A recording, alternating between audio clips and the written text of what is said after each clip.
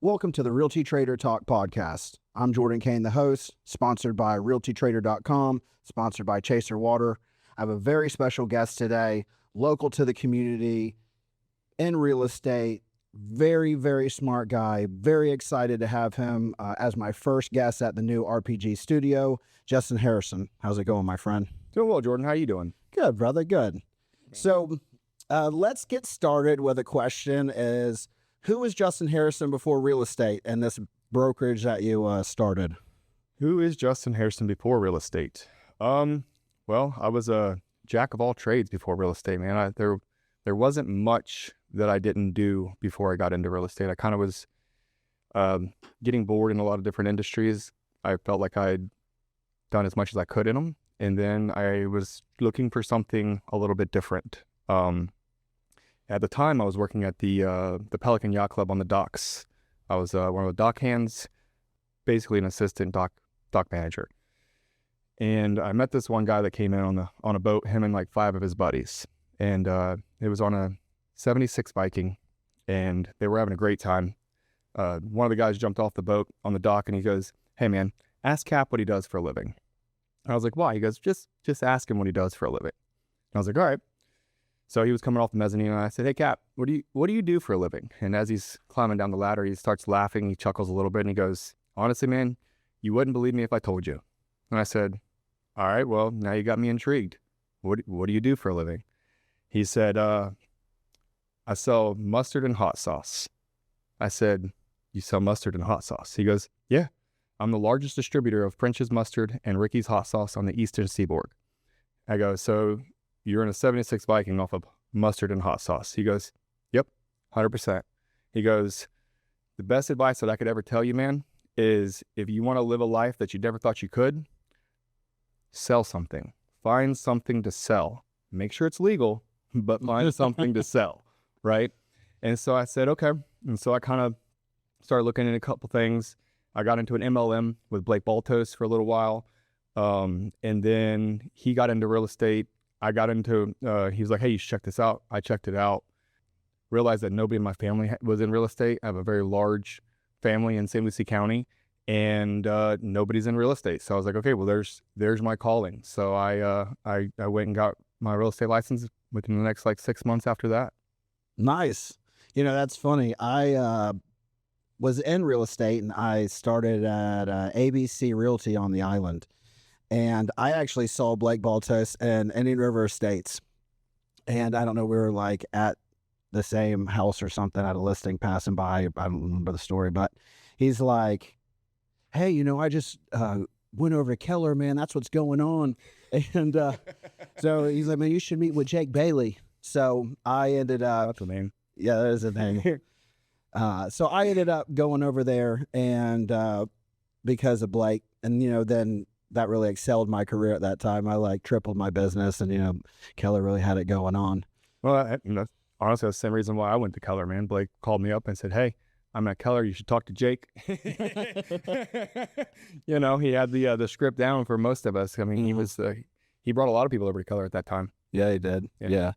Oh, I mean, it tripled, quadrupled in size since when I started. It was, you know, it just kept growing. Jake and Michael Brew, the dream team, like Scotty and Pippen, or, you know, like whatever, Michael and Pippen. Yep.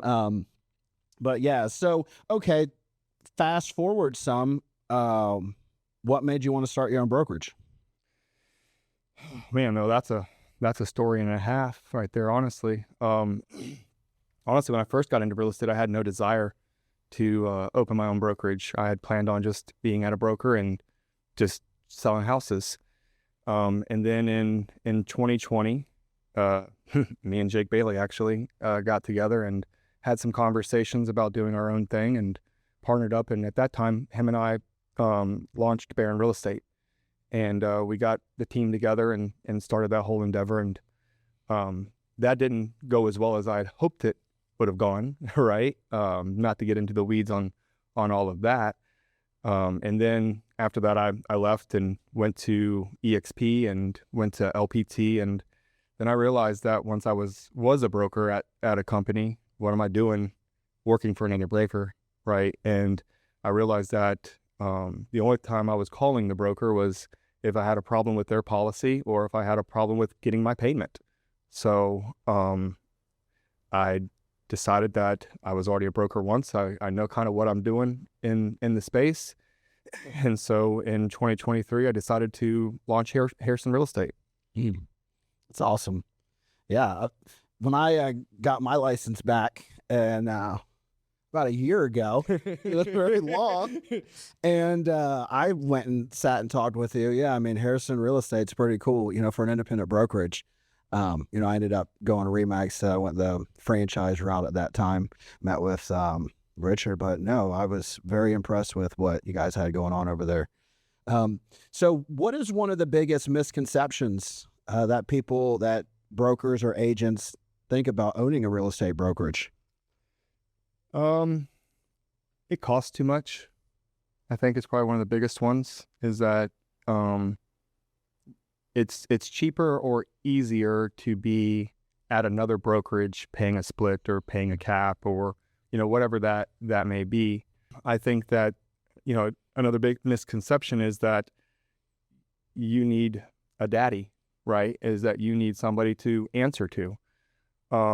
Where for me, I don't need that. I am the person I answer to.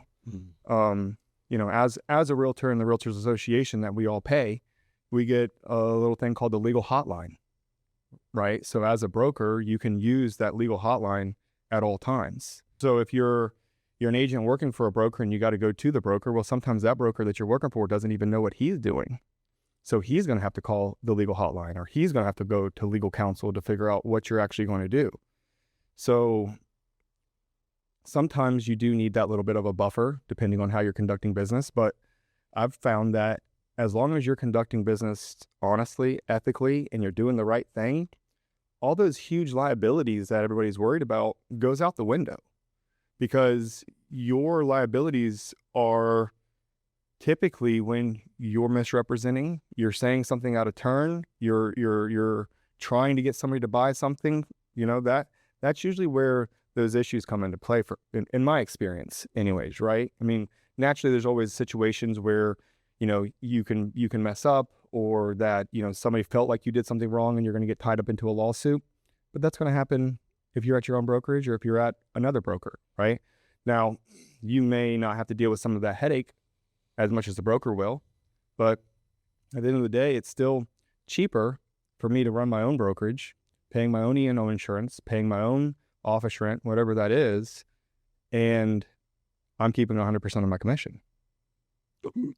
Listen, it makes sense. I've in my years now, I think I have the same, probably about 13, 14 years in the business besides a break in the middle. Yeah. And a little break, a little break, little vacation, little vacation. And, I definitely see the benefits of owning your own brokerage. And, I've never owned one, just from being in the industry. But, I can see, Tiffany, my wife, she has a team now and, she really likes her brokerage where she's at. And, for her, it just makes sense to run the team model. She likes it that way. She doesn't have that drive, I think, that, or I want to say drive, that's not the right word, but doesn't have any aspirations to, I don't even know if that's the right word, but you're right. But any aspirations to do that. She runs a model. She likes it. She's very successful and it makes sense to her. And then like when you said that, you answer to yourself and, I align with you with that. I kind of feel the same way in the sense of, the only person who lets me down is myself. Well, one question I would ask is what's the difference between running a team and running a brokerage? Mm-hmm. What's the difference? As a real estate broker, what is the difference between running a team and running a brokerage? Well, I mean, you're still having to answer to your agents. You're still having to run all of your bills. You're still having to run all of your monthly, your leads, right? You're still running your team as a business, or at least you should be. Right. Right. And you should be knowing what your numbers are. You've got your agents and their splits and their contracts and all of their stuff that's going on in that deal. Now, maybe you don't want to get tied up into, doing compliance or making sure that contracts are done properly or things of that nature. But ultimately, how much is that really costing you? Yeah. Right? Because if you're paying a split or you're paying, fees to the broker for them to handle that, how much of that is that cost really costing you? Right? Could you put somebody else in place? Could you grow your team to a larger position? Right? So that would be my question is what is really the difference between running a team and running a brokerage? Well, I guess it would be also to look at, if you have data runs every business. And so that, data is what data you can receive now between advancements and technology. And it is amazing. But if you just even look at, a year to date and say, okay, well, I have X amount of money in, if I ran my own with fixed costs, phone, electric, rent, XYZ, am I break even? Am I doing better? If you're running 100 deals to a brokerage, I guarantee you're paying a lot more to that brokerage. A lot more than you think you are. Right. Than if you ran that same model in your own little setup. And correct. Well, and then sometimes as a team, you're looking at what your split is, right? Like how much have you paid to your broker, but how much has your team paid? Right. You have to look at the whole at that point. Right. Because then at that point, if you're paying, $20,000, let's just say, right? And then you've got 5 or 6 team members on your team that are paying, let's say, $10,000, right? At that point, you're talking $70,000 a year to run your team at somebody else's office. Right. Would it cost you $70,000 a year to run your own? Again, I don't know. Right. These are just questions that I have. Right. And then the other thing is when you start getting into these bigger companies, the national companies, right? Now you have everybody has to fit inside of a box, right? Maybe your business doesn't fit inside of a box.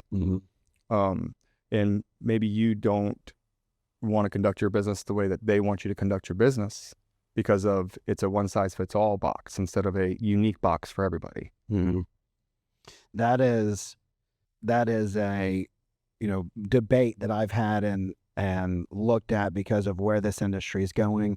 I'm going to save that question for later because I'm curious of what your thoughts are from, we've talked from the broker standpoint, but from a new agent standpoint, what's the biggest mistake these new agents are doing right now? The biggest mistakes that new agents are doing, I think that they are worrying too much about how much money they're putting in their pocket and not enough on how are they going to learn how to conduct their business, because too many agents are,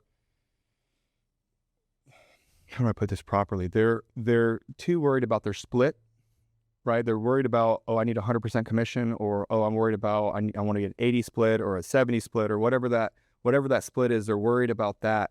When at the end of the day, they don't realize that when you do the math on being a productive agent, 12, 20, 30, 40 deals a year, and you're a single agent, not a team agent, it kind of doesn't matter what brokerage you're at.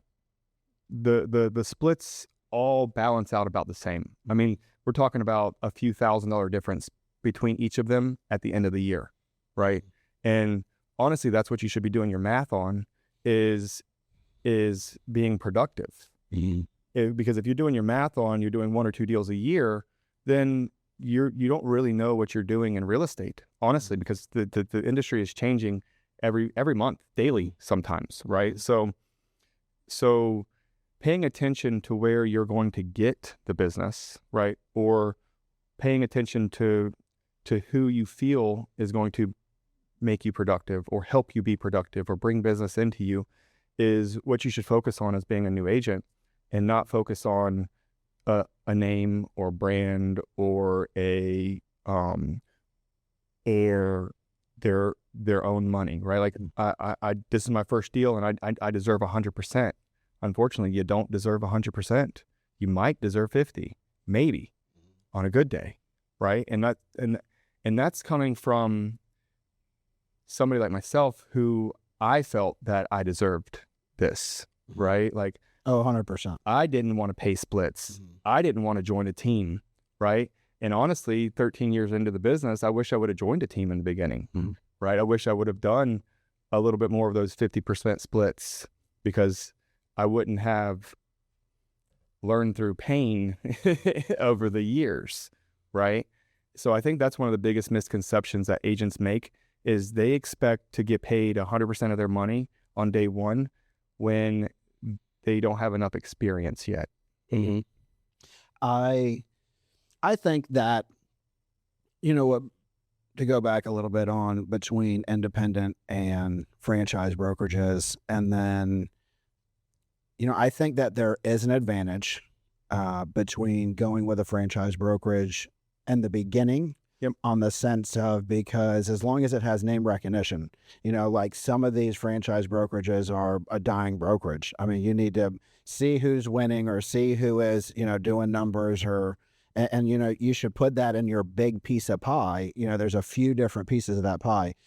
You know, there's an independent brokerage in Vero Beach that is extremely successful, has market share. Yep. So, you know, I mean, just, you know, independent or franchise, you just kind of need to look at, you know, market share. But I think the biggest thing, the number one thing, is who do you align with? That's what I was literally going to say, is outside of all of it, who do you feel is going to help you get productive? That's it. It doesn't matter what the brand is. It doesn't matter who the person is. It doesn't matter how much production they have coming into their office. Are they motivating you? Are they the ones that are getting you to the point where you're out there actually getting your business? I agree completely. And with aligning with somebody who, you know, just like you said, with production, is, you know, there's teams or brokerages out there that do business completely different than the way I do business. And what, you know, excites me or wants me to, you know, push harder or do things to be successful. And, you know, like you have a team with buyer's agents who run, you know, buyer leads, and they're going on volume. You have commercial guys. You have, you know, each one of those little, there's real estate so big. There's so many facets. Yes. You want to do businesses, you want to sell, but, you know, all different pieces. And people don't realize that when they're getting into it, they lump it all into this big thing, real estate. I'm getting into real estate, but real estate is 10 different things, and you need to sit down. Right. And do an inventory of your goals and what you want and what excites you and who's doing exactly what you want, and reach out to them. And independent, franchise. Now, if you just want to get out and run buyers around, find a Zillow Flex team, find someone who's doing numbers, franchise or not franchise. If you want to, you know, get off the ground that way, that's a great way to start for any agent. And one of the things that I will say about this too, though, is sometimes agents want to be in a market that they're just not going to be in, right? Like everybody that gets into real estate wants to sell $1 million house. Right? Like I'm a luxury agent. I'm a luxury agent. I'm the waterfront specialist, right? But you've never sold a waterfront property, right? You don't know what a draft is on a boat, right? So take the business that's coming to you and expand that, if you want it or not. There's people that I know that want to be in luxury, but they sell $300,000 and $400,000 houses on the regular, right? They're 30, 40 houses a year, but don't sell any luxury homes. It's not that they're not capable of doing it. That's just not where their business is coming from. And if you try to, you know, turn that business away because that's not the business I want to do, right? And this is the business I want to do, and this is what you're chasing, but this is what's coming after you.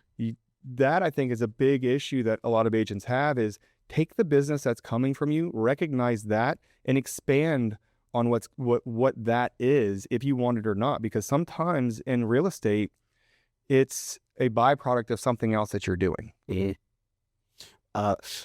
Biggest mistake new agent can do: try to go sell luxury real estate the minute they get their license.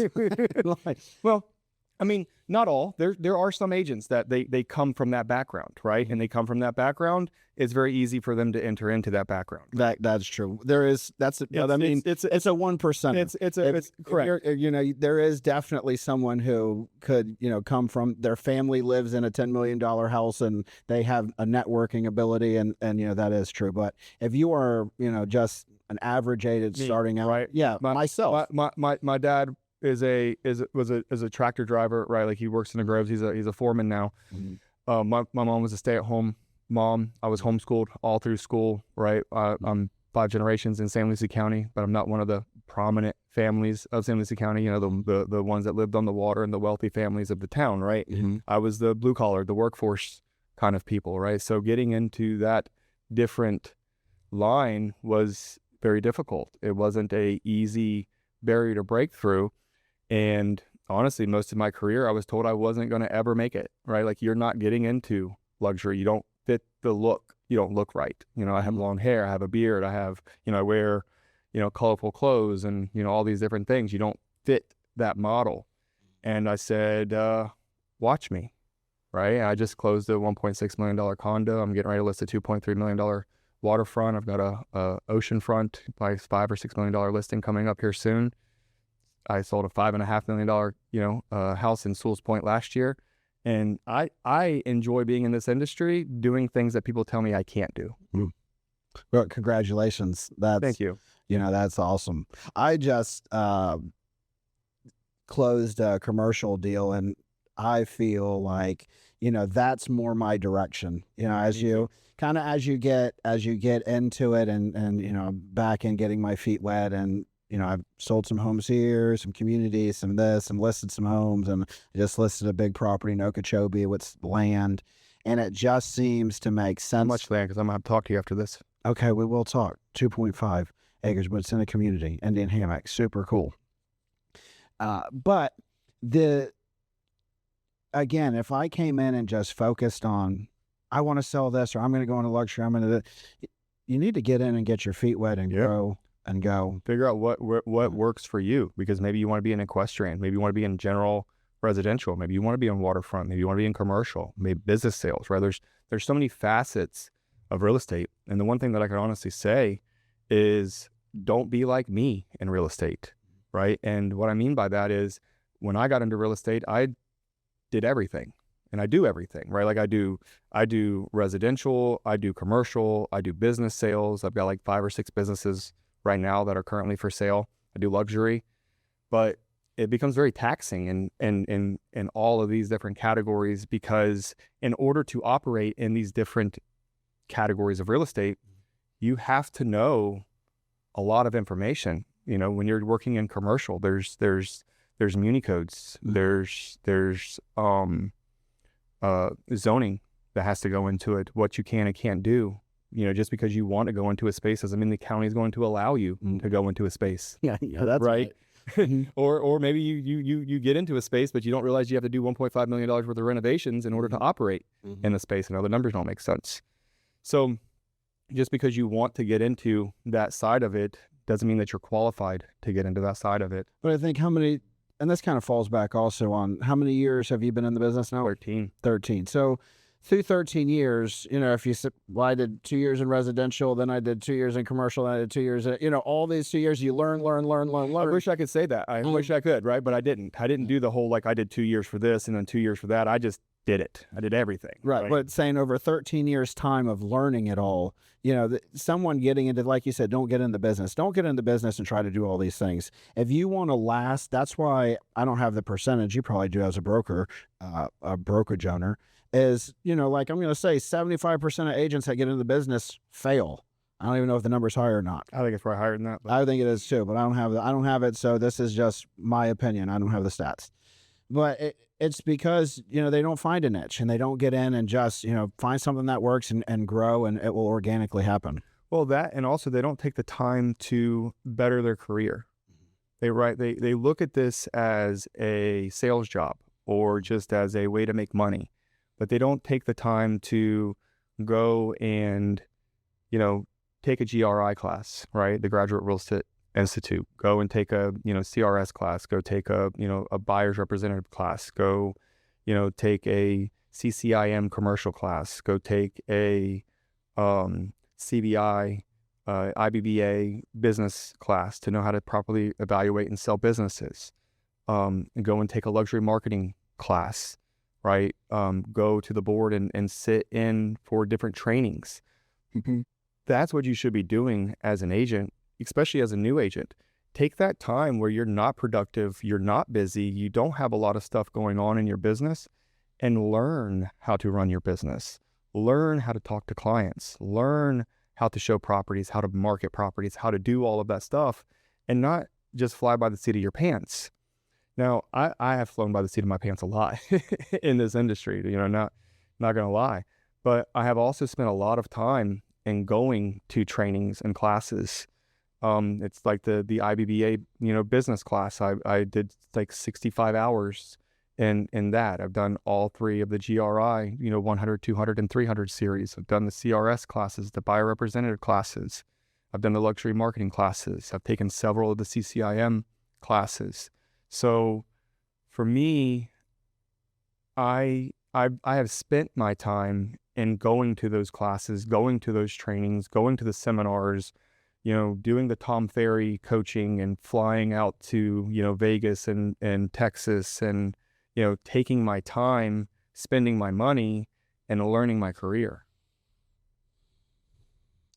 So spending your time and learning your career for a new agent, taking that time to learn, because this Florida real estate market is tough right now. And do you think that the Florida real estate market's overpriced right now? I think that we are in a small adjustment, and I think that our market is going to go up. Especially, I think that this year it's going to adjust again, and I think it may fluctuate up by the end of the year. Not only, but mainly because of the new homestead thing that's coming into play right now, right? You've got if you own a house this year, you get the extra exemption. If you don't own a house this year, you buy next year, you have to wait a period of time potentially in order for you to get the additional exemptions on homestead properties. So I think there's going to be an influx of people wanting to buy in Florida this year to try to take advantage of that homestead exemption. So do you think we're in a bubble? In Florida? No, I don't think we're in a bubble. I think that the whole global economy right now is just uncertain on which direction we're headed. You think Port St. Lucie is going to keep growing? Of course. I don't think it's ever going to stop growing. I don't think it's ever going to stop getting cold up north. I don't think prices are ever going to stop growing down south. And there's no room down south. That becomes the issue, right? Like on a development side of things, if you're going to put more houses in and you go, Martin County south of St. Lucie County, there's really not that much developable land down there. There's nowhere else for people to move. So the next place north is Port St. Lucie. That's part of the reason why we were expanding the way we were in 2007 and, 2005 to 2007 is because this is, the last frontier, if you will. All of the land in tradition has already been platted, right? It's all coming all the way out to Glades Cutoff. It's on the other side of Glades Cutoff. Right, all the way beyond, yeah. It's starting out into, all the cow pastures that I used to run hogs with when I was a kid. I don't see where it's slowing down. I mean, you have North County right now I just saw a big approval on something off of Indrio. Huge. There's several things going off of Indrio right now. I mean, you've got the 95 and Indrio Road corridor where the Buc-ee's is coming in. You got Buc-ee's going in. You've got all the approvals on the south side of Indrio Road. You've got 3 developments that are coming in on the north side of Indrio Road. One of them that is working on trying to get their final approvals. I think into this month or next month is what they're working on. And then, there's another one coming in over by the Publix at 27th and Russo. I think there's one coming in over off of Seminole, a multifamily coming in on Kings Highway. So that whole area is just, primed and ready. But it's been coming for years. They did the overview of the TVC back in, I think, 2004, 2003, 2005, something like that, of, putting an overlay on that North County of St. Lucie to try to give more of a towns, countries, and villages, to give that more of a rural area to not have the density that we have here in Port St. Lucie. Kind of like tradition. Tradition is a very dense.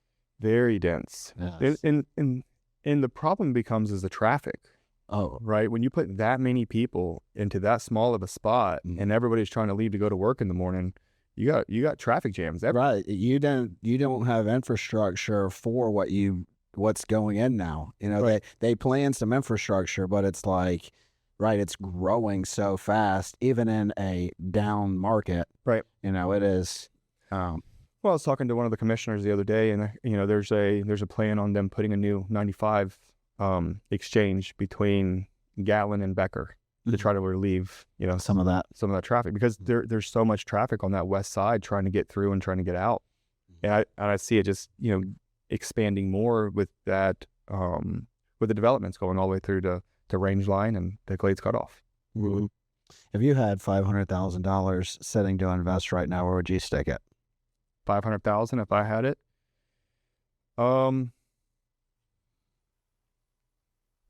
See, where would I put 500 grand right now?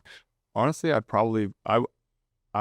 for me, I would invest into a commercial warehouse. Something of that nature is probably where I would stick it. I'm thinking land. I just see what people are doing, and like you said, there's nothing down south, and they're not. You're not making more land near the water or even 5-10 miles off the water.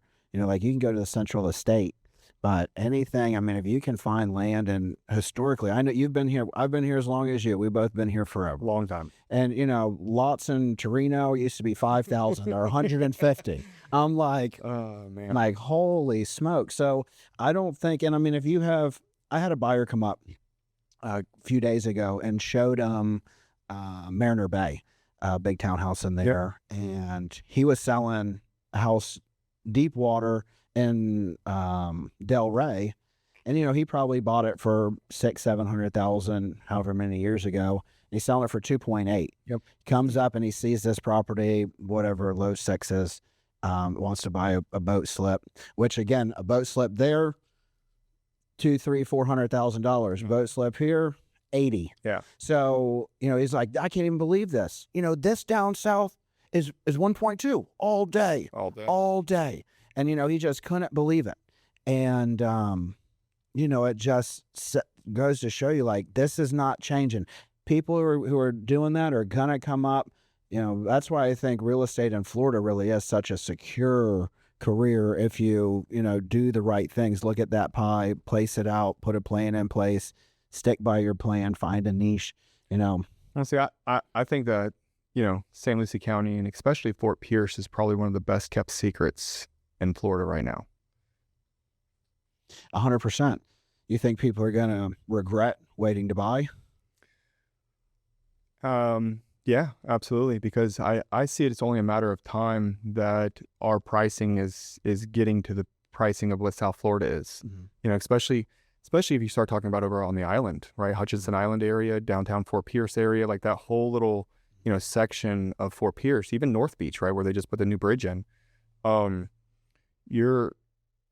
have, some of the cleanest water right here on the Treasure Coast, the deep water port, right? Easy access in and out.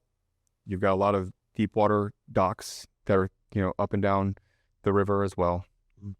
Those houses in Indian River County are almost double what they are in St. Lucie. Mm-hmm. Martin County, same. And then further south, even more insane, right? So I think that there's been a small stigma of Fort Pierce.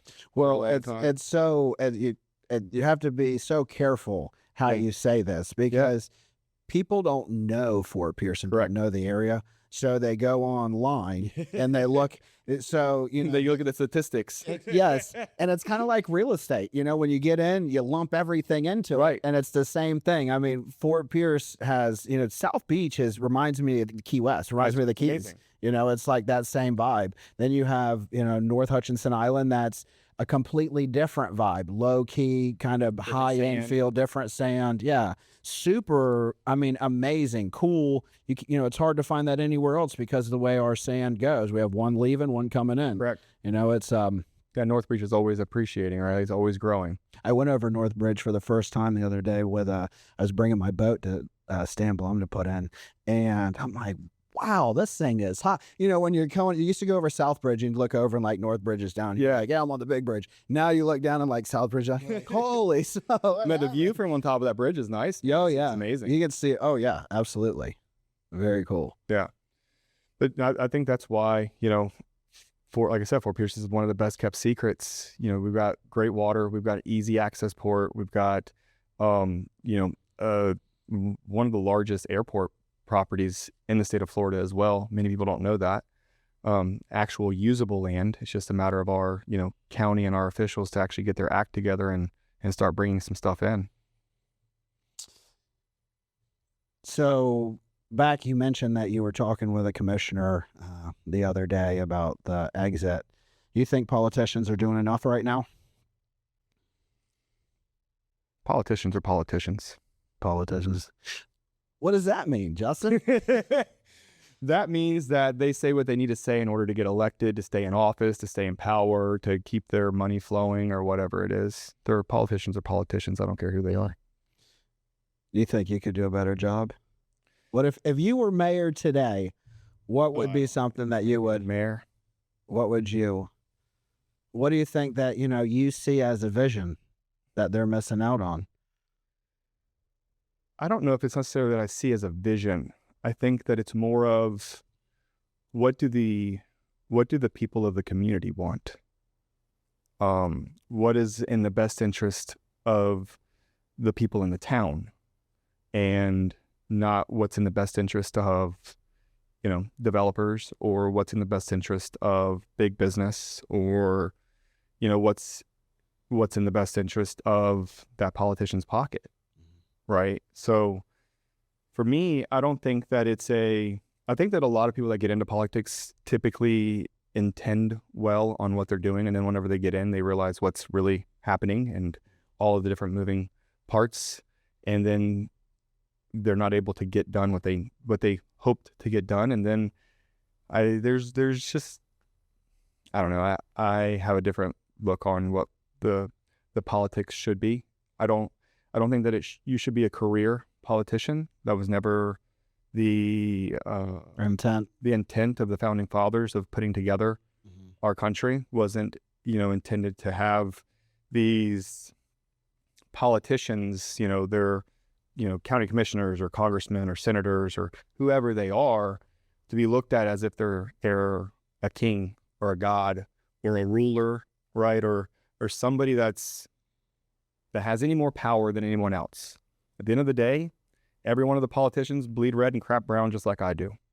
Doesn't matter that they're nobody special. They weren't anybody special before they got in that position, and then they got a title, and now all of a sudden, everybody acts like they're something. But what they really are is they are the voice and the representation of the people of the community that they serve. That's what they are. So when they stop having the voice of the people and they start having the voice of their own, or whoever's paying them, that's the issue that I have with politicians. Well, I think when you said, in my opinion, when politicians get in, you know, they have an agenda of really from a helpful mindset. Yep. You know, sometimes they just say what they need to say to get in too. True. But I think that, and, you know, all percentages, you can, you know, pick one person who's this way or that way. But I think a lot of them, this is my opinion, come in and, you know, they want to do right, and they start out doing right, and they have good intentions, and they grow. And I think through time, when people start getting their hooks in them, and it starts turning into like you said, a self-generated motive, you know, this money or that money, or, you know, I have influence here, and then through time, it just organically grows into that. And not all of them, you know, but you just, you know, you see that happening, in my opinion. And I think that's why it's so important that we have them change and come in and come out. And because when you leave somebody in one position too long, corruption happens. Especially, it doesn't matter who they are. It's just human nature, right? Mm-hmm. Because you become in a position where it's like, oh, well, this is just the way we do business, right? It's, oh, well, that's just the way the policy is. Mm-hmm. Well, is the policy legal? Like, has anybody ever actually, you know, confirmed that it's not against the statute somewhere? So I think that is exactly it. It's they intend well, and then all of a sudden time happens, and complacency sets in, and all of those types of those things. Well, I also think that when you mentioned with the developers and everyone coming in is, we need better infrastructure. We need to, prepare better. And I think, again, when it comes into their own agenda or getting this approved or getting that approved rather than looking at the other piece, I know in Fort Pierce, they were trying to put in, 5 buildings right at the bottom of high rises, right at the bottom of the bridge. Yep. I mean, you catch the wrong Saturday, that bridge is already backed up to US 1 with that round. I mean, you can't put in enough roundabouts to make that work. Right. So, I mean, I don't even know. And, that got pretty far down the line. Right. So, I think that people need to really look at, what is important for our community and not just, that piece of land or what money is getting put in whose pocket. Right. No, it's 100%. It's the future outlook on what's going to happen from that project. Prime example is the Indrio Road, Colbogard Road area where they're putting in all that new development right now. Lennar's proposing the 1,000 acres to come in, but looking at the roads that they're proposing are all like 2-lane roads. Well, these are just the start of the houses that are going to go in that area. Why aren't we already putting in the infrastructure to say, hey, this is what's going in today, but there's going to be hundreds, if not thousands of more acres of houses coming in, and that's going to happen in the near future. Why aren't we putting in the infrastructure and the roadways to support that rather than putting in something that's going to support something now? And then in 5 years from now, we're going to have to tear all of that infrastructure out and put new infrastructure in because it's not going to be able to sustain what's coming. It's Indrio Road is a prime example. Several years ago when they were widening Indrio Road, they widened from Kings Highway to Seminole Road, and then it's a 2-lane road, and then it's widened from Emerson or 27th to 95. Why didn't we widen all of it? Why do we have a bottleneck in the middle of that? How much extra is that going to cost us as a county in order to widen? Or that might be state money, right? That might be state. But either way, it's taxpayer money, right? If it's coming from the state, if it's coming from the federal government, if it's coming from the local tax base, it's still tax money, right? So why aren't we doing things with some level of forethought? And it's like, oh, well, that's not in the plan for the next 5 years. But at some point, this has got to get widened. And then whenever they were, doing that project of widening the road, I was talking with a commissioner at the time, and I was like, hey, are they going to run, water and sewer down Indrio Road since they're doing all this infrastructure right now? Like, it's all tore up everywhere. It would be a great time to put that in. And they're like, no, that's not in the budget. It's not in the plans right now. And so I'm like, so when it is in the budget 5 years from now, we have to re-tear up the infrastructure to put more infrastructure in. So it's like, why don't we have some of this, forethought going into this stuff? And then, a couple of months later, after having that conversation with the commissioner at the time, I noticed a friend of mine was on Indrio Road doing directional boring. That's what he did. He did underground boring. And so I called him and I said, hey man, what are you doing on Indrio Road? I thought we weren't doing city water and sewer. He goes, oh, well, the county's not putting the city water and sewer. Is one of the developers at the end of the road is putting, running all of the utilities in. And I was like, oh, that's cool. I was like, didn't have to come out of the taxpayer money. But then there's always something that's tied into that, right? So, he may or may not be getting, hookup fees for his infrastructure that's going in. But it's, well, why aren't we having that future outlook of what is actually coming and not what's coming in today? And I understand that a lot of that stuff, is coming into budgets and we have to make sure that we can afford to pay for it. But it just seems counterproductive to spend a bunch of money, to tear it all out, to spend a bunch of money again. I just don't understand why we do that. It's like guardrails in 95. I seen them put a whole bunch of guardrails up. 2 weeks later, tore all the guardrails down because we widened the road. Well, why did we put them up in the first place if we were going to widen it? Well, do you think it's because these developers are controlling these politicians? 100%. Well, yeah, it's all Here's the deal. We need the developers. We need the investors. We need them to do exactly what they're doing. We just need to make sure that it's being done smart. It's being done, that's what's in the best interest of the community. Want to ask, we're getting to time here, but I want to ask you, I always like to ask an AI question, especially real estate, because we're in the same industry. You think that AI is going to make realtors obsolete? No. No. What's your opinion on AI? On AI? Mm-hmm. And how does it affect realtors?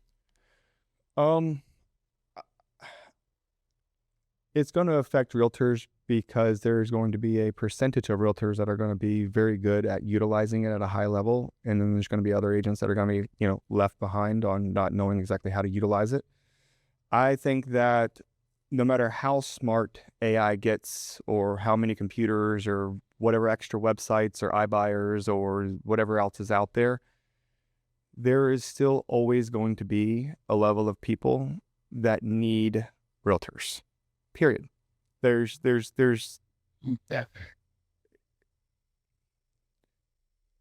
people that, as an example, right? Or give Richie as an example. Rich, with Leak Busters, right? He runs Leak Busters and multiple other businesses. He's selling stuff all over the place, doing all kinds of things, right? He's busy. Mm-hmm. He doesn't have time to just sit there and watch a market, right? Or see what's coming or what's going or how to do what. But if there's an agent that's saying, "Hey, Richie, I got this property for you. I know this is what you've been looking for. All right, sign it up. Let's go buy it." Right? Or, "Hey, Richie, I know you don't have time to let 15 people into your house because if you're selling a house, right, and you want to have showings or you want to market or whatever it may be, no matter how smart AI is not going to be able to open a door. And you're not going to just let somebody go to your house by themselves. At least I'm not. I don't care how smart AI is. I think I'm gonna have to disagree some. I don't think it's anywhere now, but I think that the way, just like you mentioned about tradition being so dense, and the way that most of these new developments that are coming up, planned developments and the homes, they all look the same, zero lot lines. If that just continues to grow, people continue to grow. And then again, this is far down the road. Yeah. And I think when we talked about a new agent, that's another piece of your pie. You definitely want to look at somebody, whatever brokerage or whatever is using AI, leveraging AI for a piece of their business. I think that's an important piece. I think it's still early stages. It grows fast, but there's always going to be a piece, like you said, in today's market where people want human. They're not going to open the door. But where I was going with that is that down the road, 20 years from now, maybe AI could just unlock the door. Maybe AI could just write the contract. Maybe I think it's going to become at that point, premium though. It's going to be a premium. You're going to have to, that's the majority of people are going to be on smart homes at that, you're going to have, everybody's going to have cameras inside and outside of their houses at that point. But then that goes to the other side of it is, are we going to get to the point where we're that much of a surveillance state, right? Like there are a percentage of people that are okay with that type of stuff. So they're still in there. But there's a huge level of people that don't want anything to do with it, right? Like they don't want the cameras, they don't want the surveillance, they don't want the tracking, they don't want their stuff in data. There's clients that I talk to that ask, "Hey, are you using AI? And if you are, don't put any of my information in it." Right. Well, it's going to be a premium, I think. It's just like, and this is my opinion, just like before we used to go hunt and gather, and that's now, if you wanted to go out and hunt, it's an experience that you're going to pay for. If you want to, we used to just go fishing to eat. But now if you want to go out on a boat and go fishing, it's a human experience. It's 3 times, 4 times of what it should be if it was 20 years ago, not just with inflation, but just with the experience. And I think you're going to pay a premium for a human agent to deal with it. And I mean, there's right now, even in our market, and definitely because we're a retirement state, there is a huge population of buyers and sellers who want nothing to do with AI. I mean, there's still communities that, if you just put it through the newspaper, that, they'd look on the newspaper still. That's not even here, but I mean, like they're looking for that type of service. 100%. So, okay, this is going to be my last question is 10 years from now, born and raised here, 10 years from now, what do you hope our community is, or what's going to happen for our community in the next 10 years? Well, in the next 10 years, I hope that our airport is up and running to some capacity to bring in some commercial flights or cargo flights, something to create more tax base in the community. The port is starting to head in the right direction. I'd like to see more industry in our community, more business. You know, that's because our town, Fort Pierce, St. Lucie County, was heavily reliant on the agricultural industry, mainly citrus, right? Like our three big industries was fishing, cattle, and orange grapes, right? Like that was our core. That's it. Yeah. Right. Like that was it. And you know, that's part of the reason why in 2007, Port St. Lucie was the hardest hit community in the entire nation. It didn't just have to do with the level of houses and the foreclosure rates and all that, but at that same time, what a lot of people were forgetting is we lost an entire industry. You know, during that Great Recession that we had of 2006, 7, and 8, was canker was highly prominent here in the area, and they were ripping out thousands and thousands of acres of grove daily. And so when you had an entire housing community crashing and a industry crashing at the same time, it's a perfect recipe of us being the hardest hit in the entire nation. So because of that, and they've attempted to try to grow, and plant more trees, but it's not going as well as everybody has hoped. It's how do we bring in a different industry? How do we keep the workforce here? How do we get a different level of tax base coming in that it's not rooftops? Because we have the new bill coming in from the state that's going to eliminate or increase the homestead exemptions, which is going to affect our tax base here in St. Lucie County, because we're prominently houses. So I'd like to see more industry, more of that commercial footprint, so we can have those jobs, so we can have those different tax base coming in. The county is starting to do that. They're starting to bring some of that in, and they've made a few changes on some of their policies as their tax incentives, which is one of the things I really like. But that's probably what I would really like to see more in our community, is so we can be the mega house that we should be. I mean, St. Lucie County has the recipe that a lot of counties wish they had. We've got the largest airport. We've got a deep water port. We just need to utilize our resources in a smart way. I couldn't agree more. Hey, you know what, man? This was great. I really appreciate you coming out and doing this. This was one of my favorites. So I appreciate you saying that. I really do. Thanks, brother. Thanks. Honestly, I really appreciate you inviting me on the podcast. I know I canceled on you on the first one, but we made it for the second one, and I got to sit in your new studio for the first time. So hey, what can I say? Awesome. I appreciate it. Thank you. And appreciate Chaser, man. These are always solid waters. Dude, Chaser, right? Local. Get rid of those microplastics. Get out of, it's great, healthy, man. Deep sea hydration. They're clean. They're nice. Al Bertrand is a solid dude. Love him. Yes, sir. Sponsor, get it. Support. I mean, not sponsor, but support Chaser Water. Love it, man. All right. Realty Trader Talk podcast, sponsored by Chaser Water, realtytrader.com. Like, subscribe. I'm trying to get my subscribers up. I appreciate it. See you on the next one. I'm Jordan Kane.